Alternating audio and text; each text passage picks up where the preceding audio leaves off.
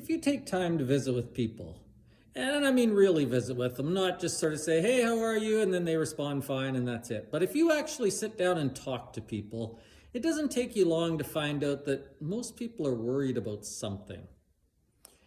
Most people have an issue or two or three that are just sort of bubbling below the surface that they just can't resolve and they can't get over and they can't figure out, and it just bothers them. And oftentimes with Christian people, it's even worse because we think we ought to be able to solve these problems. We ought to have answers. And so then when we don't, it's even harder on us.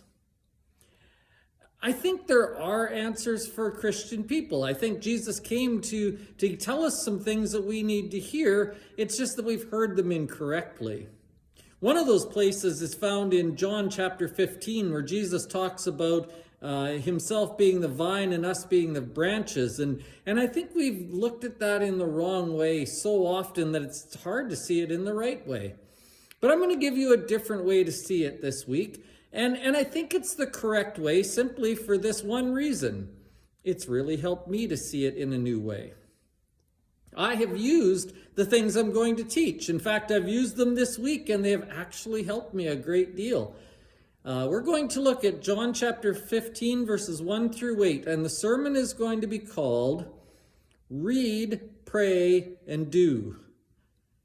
Avoiding Anxiety and Finding Peace.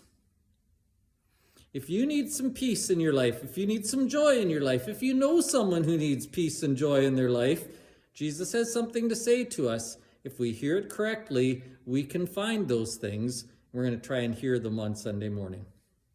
Again, we start at 11 o'clock. Again, the COVID regulations are still in effect for a few more weeks, so please wear your mask, please stay apart, all those good things you've been doing. It's good that we get to be together, though, and that's what we're going to celebrate.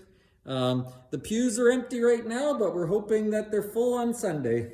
If you can be with us, you'd be more than welcome to be here. See you then.